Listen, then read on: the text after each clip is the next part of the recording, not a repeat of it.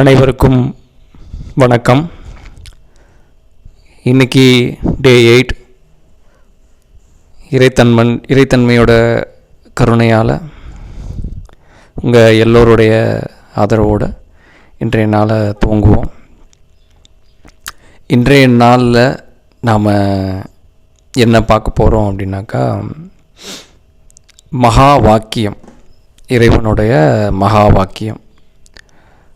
அதாவது என்னென்னா, இறைவனே மனிதர்களுக்கு நேரடியாக சில உபதேசங்களை கொடுத்துருப்பார். அந்த உபதேசங்களை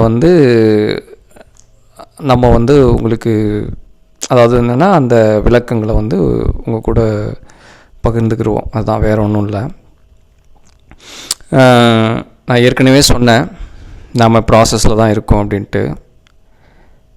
நீங்கள் நினைக்கலாம், என்ன ப்ராசஸ் அது பாட்டுக்கு போய்கிட்டே இருக்குது, இங்கே எப்போ தான் நம்ம பயிற்சியில் இறங்கி அதை செஞ்சு நம்ம வாழ்க்கையில் பயன்படுத்தி அதனுடைய பலனை அனுபவிப்போம் அப்படின்ற ஒரு தீவிர தேடுதல் இருக்கலாம். என்ன அப்படின்னா, இப்போது ஒரு பக்கெட்டில் ஒரு பக்கெட் நிறையா அழுக்கு தண்ணி இருக்குது. இப்போ அந்த பக்கெட்டில் நல்ல தண்ணி ஊற்றணும். நம்ம என்ன செய்வோம்? முதல்ல பக்கெட்டில் இருக்கிற அழுக்கு தண்ணியை முழுவதும் கீழே கவுத்துவோம். அப்புறம் கொஞ்சம் நல்ல தண்ணி ஊற்றி அதை கழுவுவோம். இன்னும் அந்த அழுக்கு போகல அப்படின்னா இன்னும் கொஞ்சம் நல்ல தண்ணி ஊற்றி கழுவுவோம். எப்போ பக்கெட் சுத்தமாக பளிச்சுன்னு எம்டியாக இருக்கோ, அப்போ நாம் என்ன பண்ணலாம் அப்படின்னா, அடுத்து நல்ல தண்ணியை அப்படியே ஊற்ற பக்கெட் அழகாக நிரம்பி வந்துக்கிட்டே இருக்கும். அதுக்கப்புறம் அந்த நல்ல தண்ணியை நம்ம தேவைக்கு பயன்படுத்திக்கலாம். ஸோ இதுதான் அந்த எளிமையான விஷயம்.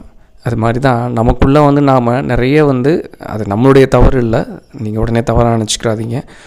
நம்ம நிறைய அழுக்குகளை சேமித்து வச்சுட்டோம் அப்படி இப்படின்லாம், நம்ம நல்லா தானே இருக்கோம், சரியாக தானே இருக்கோம், நம்ம என்ன தப்பு பண்ணோம் அப்படின்லாம் நீங்கள் உடனே அந்த மாதிரி போயிடாதீங்க. நான் ஏற்கனவே சொல்லிக்கிட்டே இருக்காங்க இல்லைங்களா, நீங்கள் கிடையவே கிடையாது, அது உங்கள் மனம், அவ்வளோதான். நீங்கள் ஆத்மா, நீங்கள் ஒரு அற்புதமான படைப்பு, மிக மிக அற்புதமான படைப்பு. அதனால் இதெல்லாம் மனம் செய்யுது. ஆனால் அந்த ஆத்மா விழிப்பில்லாமல் இருக்கிறதுனால மனம் செய்யும்போது மனதோடு சேர்ந்து நீங்களும் அப்படியே வாழ்ந்துட்டுருக்கீங்க, அவ்வளோதானே தவிர அந்த விழிப்பு, ஆத்ம விழிப்பு, நான் ஒரு ஆத்மா, நான் வேடிக்கை பார்க்குறவன், நான் மனசு என்ன சொன்னாலும் நான் சொல்கிறது தான் அது கேட்கும் அப்படிங்கிற அந்த கண்ட்ரோல்குள்ளே வந்துட்டால் அப்புறம் எல்லாமே மாறிடும் இல்லைங்களா. அப்புறம் நீங்கள் இறைவன் ஆயிடுவீங்க, இறைத்தன்மை ஆயிடுவீங்க, உங்களுக்கு நினச்சதெல்லாம் கிடைக்கும், உங்கள் வாழ்க்கை ரொம்ப ரொம்ப அருமையாக இருக்கும், உங்களுடைய உறவு ரொம்ப அருமையாக இருக்கும், இந்த சமூகம் ரொம்ப அருமையாக இருக்கும், உங்களை சுற்றி இருக்கிற அத்தனை ஜீவராசிகளும் மகிழ்ச்சியாக இருக்கும், இந்த பூமியே அவ்வளோ சிறப்பாக இருக்கும். அதுதான், அதனால் நீங்கள் அப்படி தான் எடுத்துக்கிறணும், அதுதான் உண்மை. சரி, அது மாதிரி அந்த அழுக்குகளை நாம் மனம் சேர்த்து வச்சுருக்கிற அந்த அழுக்குகளெல்லாம் நாம் என்ன பண்ணுறோம், முதல்ல க்ளீன் பண்ணுறோம். அதுதான் அந்த ப்ராசஸ் தான். அப்போ அந்த க்ளீன் பண்ணுறதுக்கான ப்ராசஸில் தான் நம்ம இப்போ இறங்கி பண்ணிக்கிட்டு இருக்கோம். இப்போ அதனால தான் இன்றைய நாளில் இறைவன் அதை க்ளீன் பண்ணுறதுக்கு முதல்ல என்ன மாதிரியான அதில் ஏதாவது ஒரு கெமிக்கலோ இல்லை ஏதோ ஒன்று ஊற்றி, அந்த அழுக்கு கொஞ்சம் ஆழமாக ஒட்டி இருந்தது அப்படின்னாக்க நம்ம உடனே ஒரு கெமிக்கலை ஊற்றுவோம், அதை போட்டு ப்ரஷ்ஷை வச்சு நல்லா தேய்ப்போம், இந்த மாதிரி வேலைகள்லாம் செய்வோம் இல்லைங்களா. அது மாதிரி தான் அந்த ப்ராசஸ் தான் இங்கேயும் நடந்துகிட்ருக்கு. ஸோ மகா வாக்கியம் அப்படிங்கிறது ஒரு ப்ரஷ் மாதிரி, ஒரு கெமிக்கல் மாதிரி, அப்படி நீங்கள் எடுத்துக்கங்க. உங்களுக்கு எளிமையாக புரியணுன்றதுக்காக தான் நான் இவ்வளவு தூரம் உங்ககிட்ட சொல்லிக்கிட்டு வரேன். ஏன் அப்படின்னா, இப்போ ஆன்மீக பாஷைகள் அப்படின்னாலே முதல் நிலையில் இருக்க எல்லாருக்கும் ஆன்மீக பாஷைகள்லாம் புரியாது. தேவதைகள், யுகங்கள், கல்பம், இப்போ நான் சொன்ன மகா வாக்கியம், இந்த மாதிரி நிறைய இருக்குது. ஆன்மீக பாஷை முற்றிலும் வேறாக இருக்கும். நீங்களும் அந்த மாதிரி மாறிடுவீங்க, கவலைப்படாதீங்க. உங்களுக்கும் ஆன்மீக பாஷையெல்லாம் தெரிஞ்சிடும். அப்புறம் நீங்களும் பார்த்தா ஆன்மீக பாஷைன்றது ரொம்ப எளிமையாக இருக்கும், உங்களுக்கு புரிய ஆரம்பிக்கும், அந்த நிலைக்கு வருவீங்க, அது உறுதி. அதனால் இப்போ அதை எளிமைப்படுத்தணும் இல்லைங்களா, உங்களுக்கு புரிகிற மாதிரி எளிமைப்படுத்துறதுக்காக தான் நான் என்ன பண்ணுறேன் அப்படின்னா, நம்மளுடைய நடைமுறை வாழ்க்கையில் இருக்கிற அந்த பாஷை பேசி உங்கள் கூட நான் ட்ராவல் ஆகிட்டுருக்கேன். அதுதான் விஷயம். ஸோ அதை நீங்கள் புரிஞ்சுக்கோங்க. ரைட், இப்போ மகா வாக்கியம் இறைவன் வந்து சில விஷயங்களை வந்து சொல்கிறாரு. அந்த சொன்ன விஷயத்தை வந்து விளக்கப்படுத்தி இதுக்காக இப்படி சொல்லியிருக்காரு, இதுதான் உண்மை, இதுதான் உண்மைத்தன்மை, இதெல்லாம் நீங்கள் தெரிஞ்சுக்கிறணும் அப்படிங்கிற மாதிரி சொல்லி உங்களுக்கு விளக்கம். இந்த டே 8 இதுதான் உங்களுக்கு நிகழும். அதுக்கு முன்னாடி வந்து நான் ஒரு சின்ன ஒரு மகா வாக்கியத்தை வச்சு ஒரு ஒரு ஒரு நிகழ்வை வந்து நான் உங்கள் கூட பகிர்ந்துக்கிறேன். இது என்னுடைய குருமார்கள் சொன்னது தான். இதை நீங்கள் ஏற்கனவே கேட்டிருந்தாலும் பரவாயில்ல, ஒரு தடவை ஞாபகப்படுத்திக்கிங்க. இது ஒரு அற்புதமான ஒரு நிகழ்வு, நான் உங்கள் கூட பகிர்ந்துக்கிறேன். என்ன அப்படின்னா, ஒரு ஏஷியன் லெவல் காம்படிஷன், அதாவது ஆசிய அளவிலான ஒரு உலக அளவிலான ஒரு ஓட்டப்பந்தயம் வந்து நடக்குது. அது உங்களுக்கு தெரியும். அந்த ஓட்டப்பந்தயம், அந்த ஓட்டப்பந்தயத்தை வந்து ஜெயித்தோம் அப்படின்னாக்க அது எவ்வளோ பெரிய புகழ், இந்த உலகமே பார்த்துட்ருக்கிற ஒரு மிகப்பெரிய விஷயம் அது. அதில் வந்து ஒருத்தர் ஓடி ஜெயிச்சு அதில் வந்து அந்த கோப்பையை கையில் வாங்குறாரு, அந்த கேடயமோ ஏதோ ஒன்று வாங்குறாரு அப்படின்னாக்கா அது அது அது ஒரு அற்புதமான விஷயம். அந்த ஒரு பெருமை, அந்த ஒரு புகழ் வந்து அது சாதாரணமான விஷயம் இல்லை.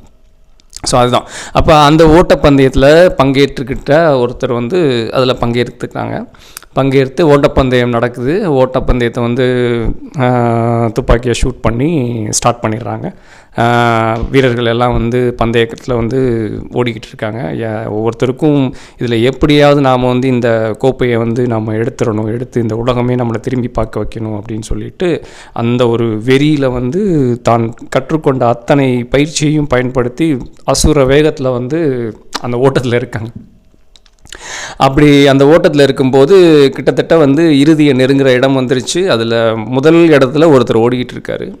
முதல் நிலையில் பயங்கர ஸ்பீடாக வந்து ஓடி வந்துக்கிட்டு இருக்கார். அப்படி ஓடி வந்துட்டு இருக்கும்போது அவருக்கு பின்னாடி ஒருத்தர் வந்து இன்னும் வேகமாக ஓடி வந்துக்கிட்டு இருக்கார். இவரும் நல்லா ஓடிக்கிட்டு இருக்கார். அந்த பின்னாடி வந்தவர் அந்த முன்னாடி ஓடுறவரையே முழுமையாக கவனிச்சுட்டே வர்றார். அவரை எப்படியாவது பீட் பண்ணி அவருக்கு முன்னாடி போகணும் அப்படிங்கிற அந்த கான்செப்டில் வந்து ஓடிக்கிட்டு இருக்கார். ஸோ இந்த நிகழ்வு கிட்டத்தட்ட நெருங்கிட்டாங்க, இறுதியை வந்து நெருங்கிட்டாங்க. 2 பேருமே வந்து பக்கத்தில் வந்துட்டாங்க. அந்த முன்னாடி போயிட்டு இருந்தவர், அதுக்கு அடுத்து 2வதாக ஓடிக்கிட்டு இருந்தவர், 2 பேரும் பக்கத்தில் வந்துட்டாங்க.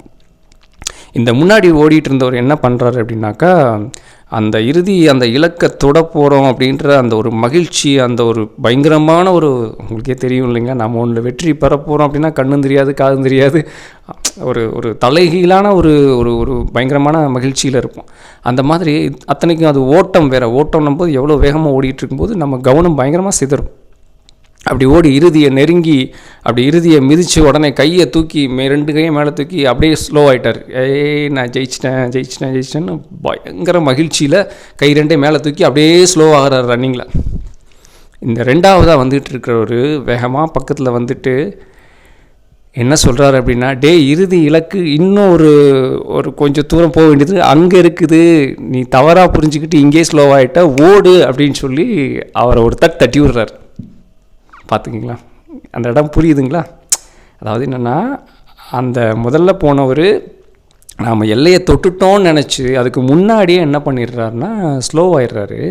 ஆனால் அந்த 2வது போகிறவர் என்ன பண்ணுறாரு அப்படின்னாக்கா, நீ எல்லை இன்னும் வரல, எல்லை வந்து இன்னும் கொஞ்சம் தூரத்தில் இருக்குது, ஓடுறா அப்படின்னு சொல்லி அவனை ஒரு தள்ளி விட்டு ஓடு அப்படின்னு சொல்லி அவரை புஷ் பண்ணி விட்றாரு. அப்படி புஷ் பண்ண உடனே இவர் சுதாரிச்சார். ஆஹா, நம்ம தப்பு பண்ணிட்டோமே, தவறாக நம்ம வந்து பிடிச்சிக்கிட்டோமே அப்படின்னு சொல்லிட்டு உடனே சுதாரித்து வேகமாக ஓடி அந்த 2வது வந்தவருக்கு முன்னாடி ஓடி அந்த இடத்துல வந்து வெற்றி பெறுறாரு. இந்த அவரை வந்து விழிப்பை ஏற்படுத்தின அவர் வந்து 2வது இடத்த ஜெயிக்கிறார். இவனை அதை சொன்னோடனே உங்களுக்கு ஒரு பெரிய விஷயம் புரிஞ்சிருக்கும். என்ன அப்படின்னா, இதுதான் இறைவனுடைய மகா வாக்கியம் அப்படின்றது. அதாவது என்னென்னா,